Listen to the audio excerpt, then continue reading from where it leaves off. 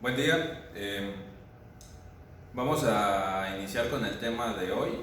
Como se podrán dar cuenta, es atención prenatal, impartido por los alumnos Argaíz Gutiérrez María Antonia y un servidor Pérez Ramos Jesús, alumnos del octavo semestre Grupo a cargo de la doctora Johanna Mato Martínez de la materia de ginecología y obstetricia. Bueno, esperamos que sea de su agrado estas pequeñas diapositivas. Vamos a iniciar con la definición de atención prenatal. La atención prenatal se va a definir como todas aquellas acciones y procedimientos sistemáticos o periódicos destinados a la prevención, diagnóstico y tratamiento de los factores que pueden condicionar la morbilidad y mortalidad materna perinatal. En este caso, las acciones y procedimientos sistemáticos no van a ser otra cosa más que la recabación de datos, nuestra exploración física, así como el mandar a hacerle a la paciente sus estudios de gabinete correspondientes para tener una idea de su estado de salud, tanto de ella como de su producto, en este caso de su bebé. De esta forma nosotros vamos a poder prever enfermedades que la puedan perjudicar tanto a ella como al producto. Y de esta manera vamos a evitar el aumento de las tasas de muerte o de enfermedad que se presentan en nuestra población. Ahora, la valoración de la atención prenatal apropiada. En este caso, Kessner, junto con sus colaboradores, realizaron un índice para medir la eficacia que consta de 3 elementos. Estos 3 elementos van a ser la duración de la gestación, el momento de la primera consulta prenatal y el número de consultas, que menciona que no se valora la calidad de la consulta. Sin embargo, nosotros sabemos que para un buen tratamiento y una buena forma de llevar a la paciente es bajo una buena relación médico-paciente. En este caso, la duración de la gestación es importante, ya que va a influir en la maduración del producto para poder llevar a cabo una buena supervivencia en lo que es el mundo externo. Y el momento de la primera consulta prenatal también es importante. ¿Por qué? Pues para prever las mismas enfermedades a las que queremos llegar, o simplemente para también llevar a cabo la prevención y la educación de la madre.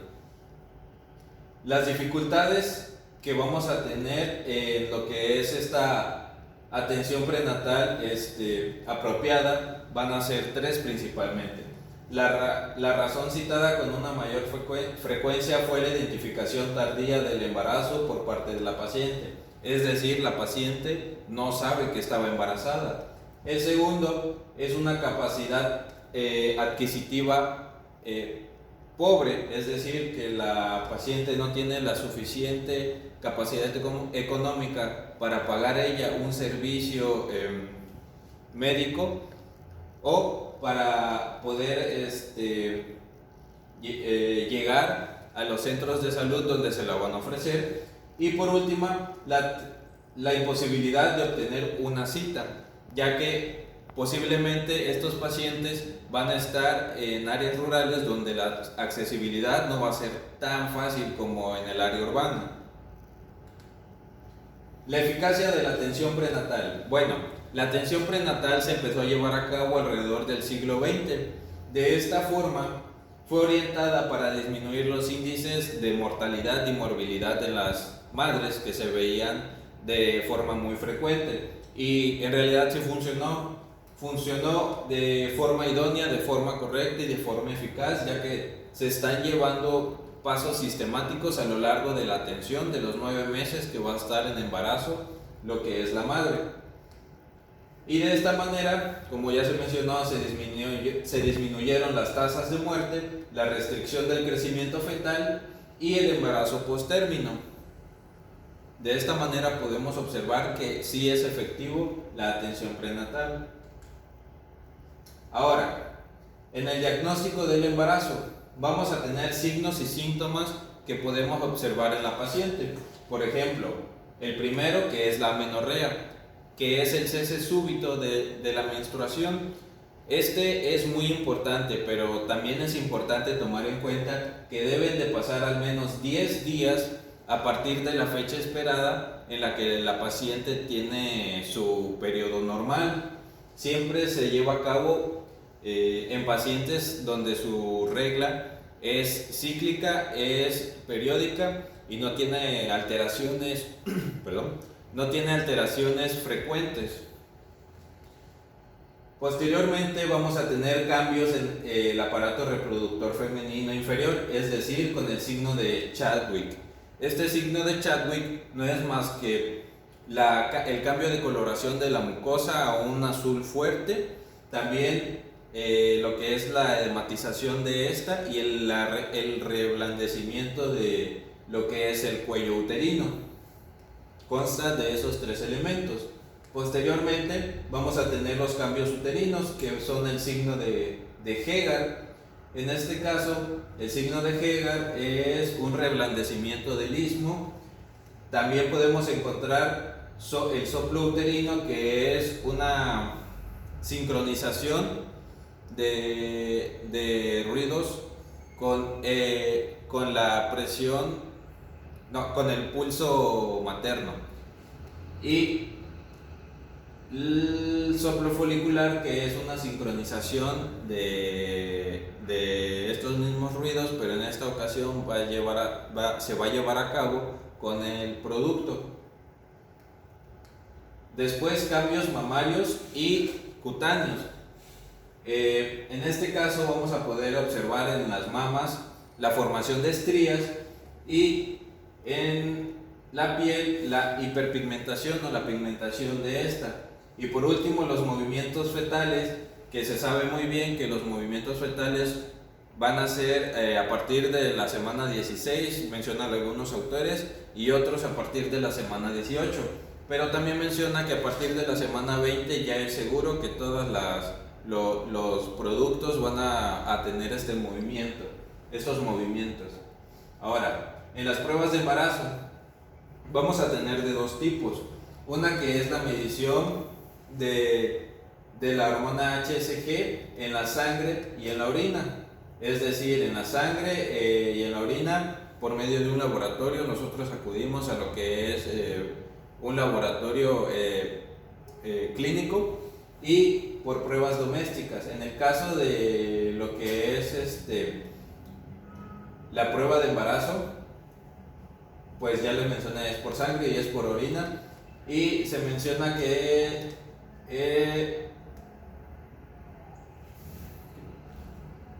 se lleva a cabo a partir de la semana 16 principalmente. No.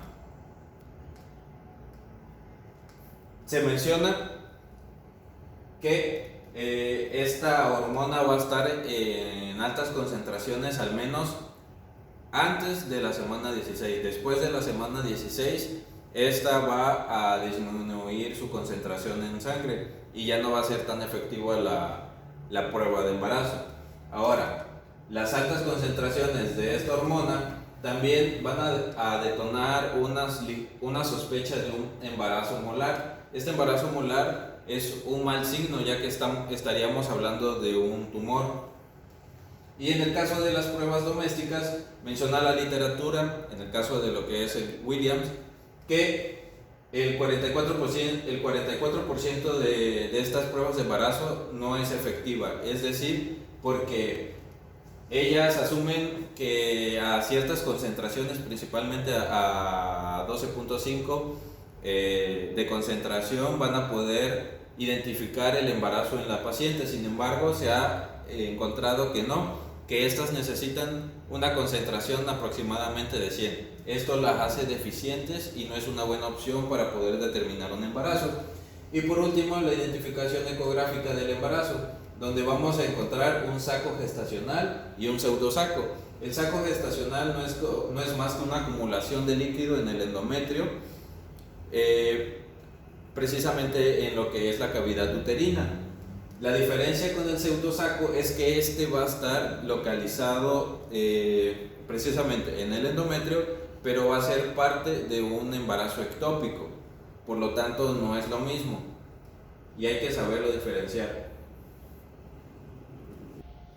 Bueno, ahora la valoración prenatal inicial. En este caso vamos a tener tres objetivos, que es la definición del estado de salud de la madre y el feto, que ya lo vimos anteriormente, calcular la edad gestacional y determinar el plan de atención obstétrica.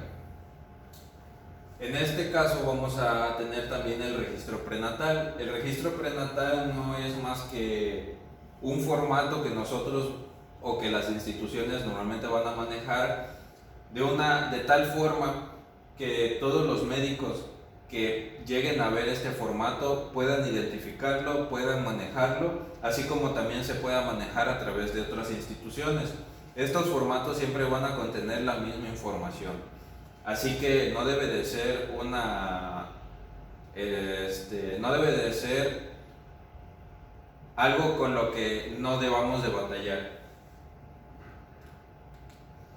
También debemos de tener en cuenta algunas definiciones. En este caso, una mujer nuligesta. ¿Qué quiere decir esto?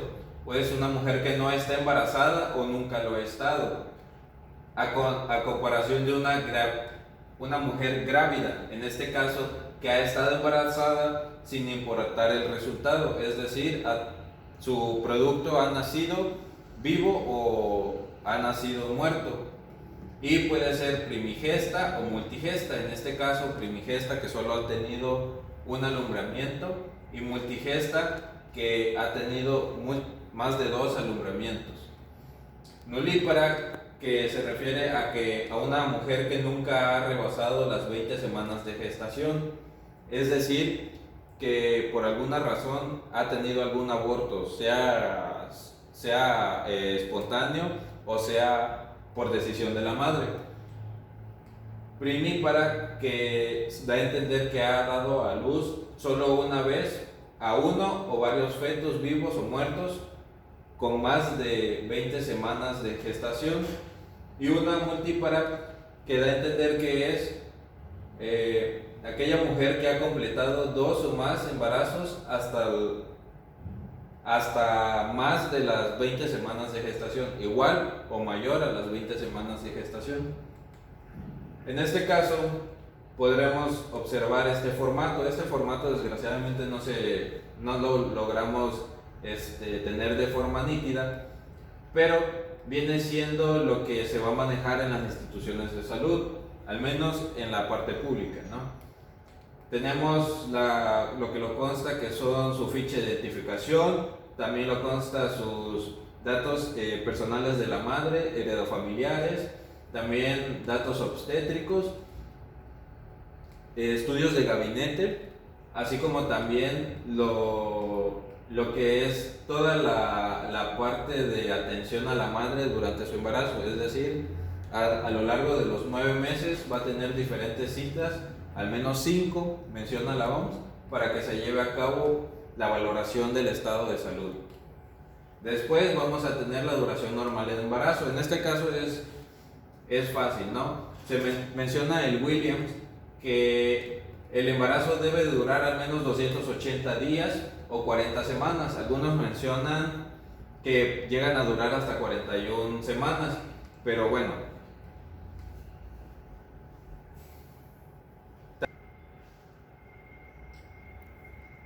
También realizaron un estudio en 427.581 pacientes embarazadas, donde observaron que la duración media del embarazo es de 281 días, con un estándar de desviación de 13 días.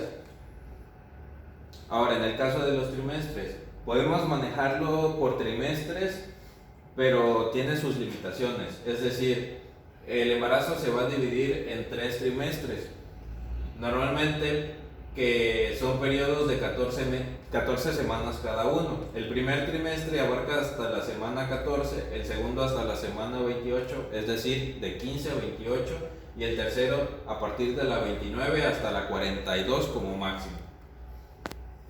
En el caso de la semana 14, al menos el primer trimestre, menciona la literatura que es donde se lleva a cabo la mayor parte de abortos espontáneos.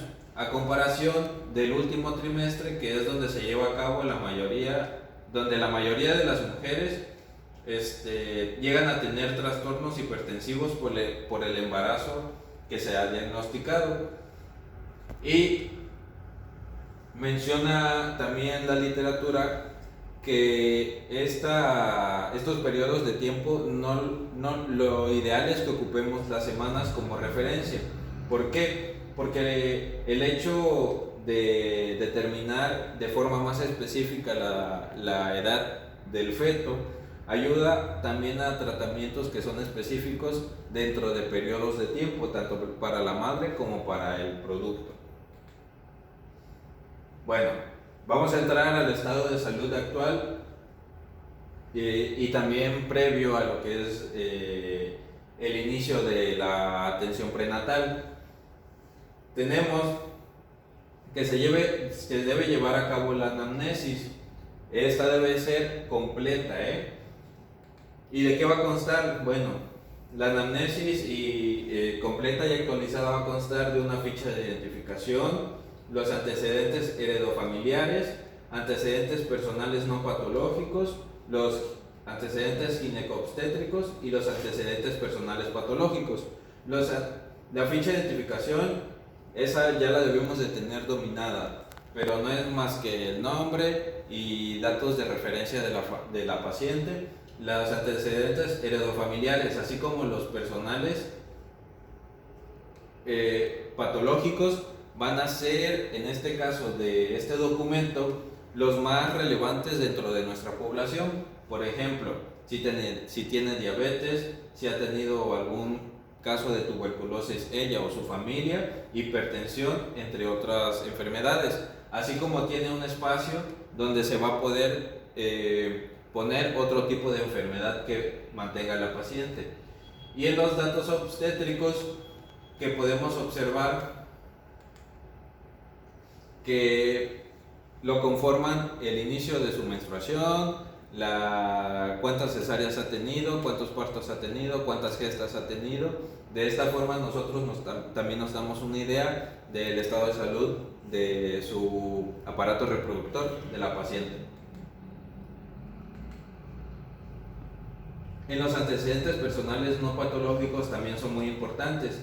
¿Por qué? Porque en este punto también dice.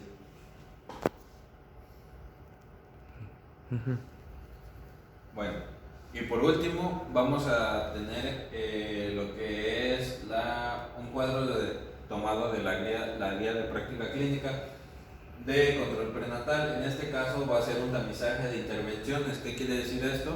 Vamos a dividir en 5 consultas a la paciente, que es al menos lo mínimo que recomienda la OMS, y un máximo de 8 que es en una metodología sistemática.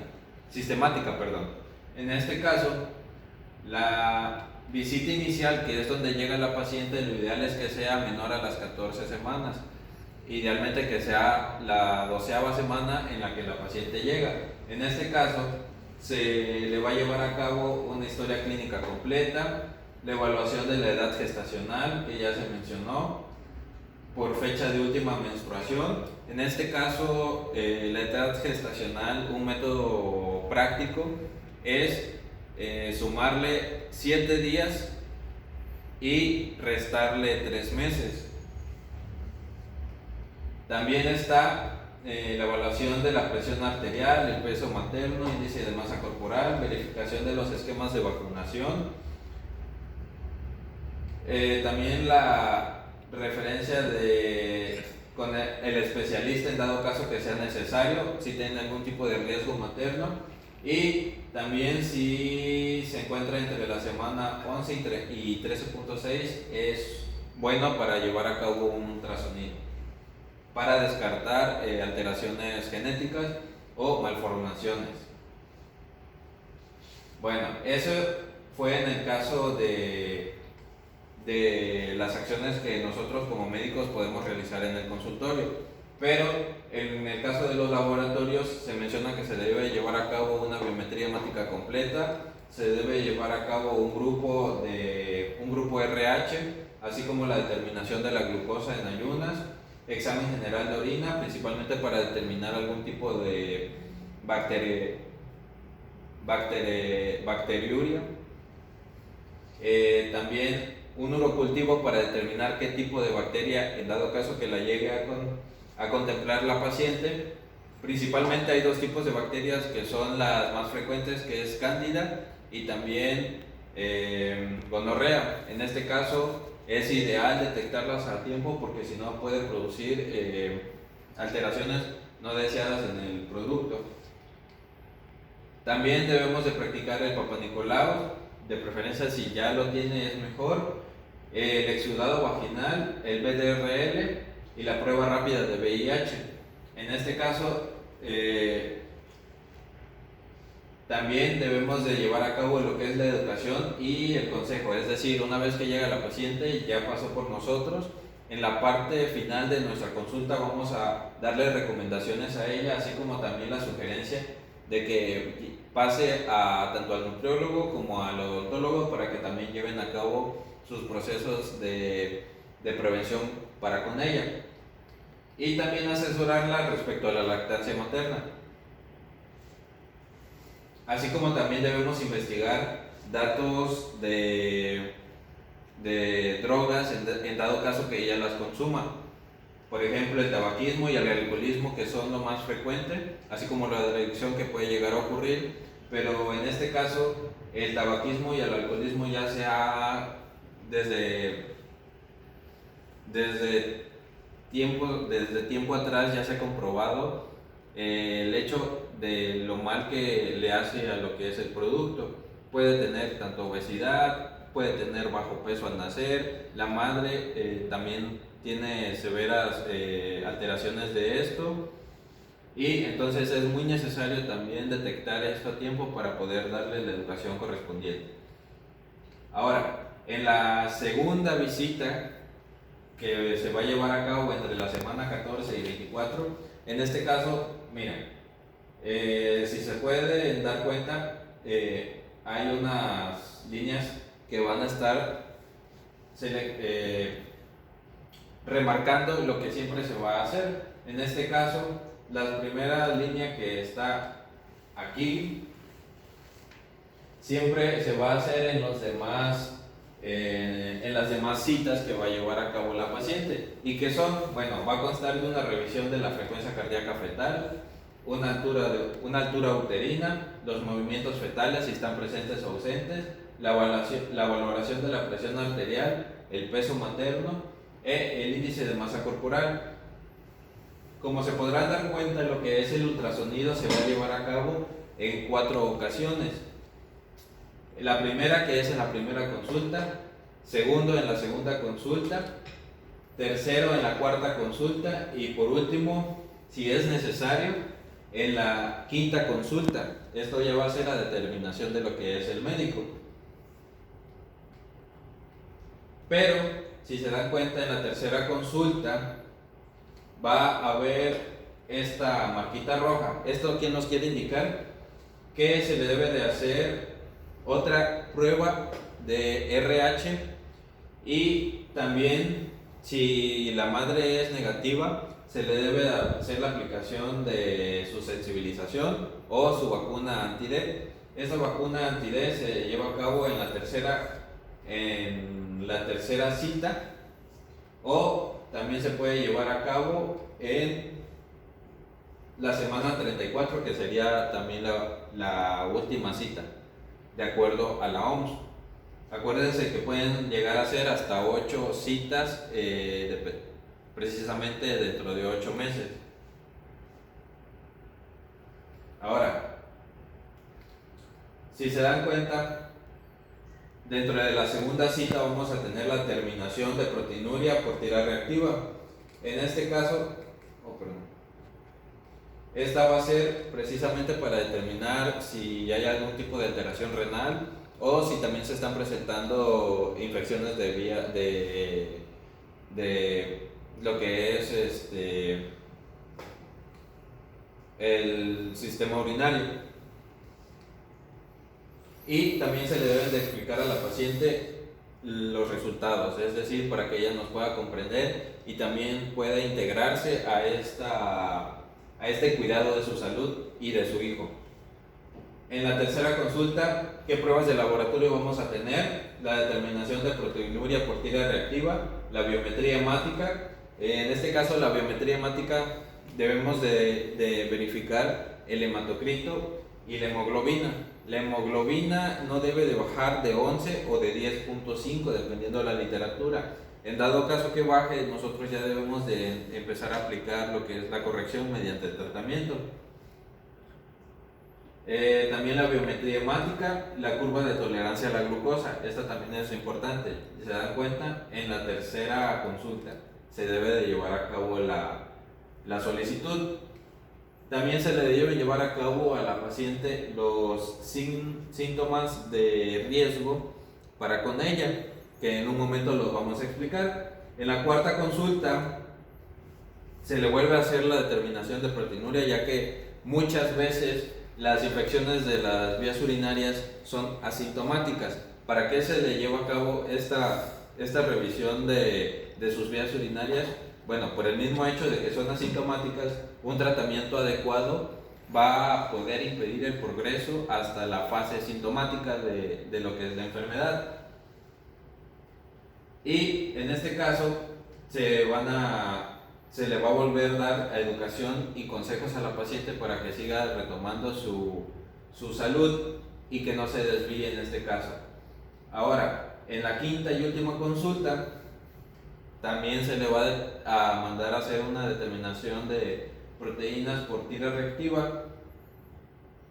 Y en este caso ya la paciente ya debe de estar adecuadamente informada de cuáles son los signos y síntomas que va a tener en caso de que llegue a presentar preeclampsia, también signos y síntomas de un inicio de parto y síntomas de depresión en el embarazo, así como de empezar a darle talleres de lactancia.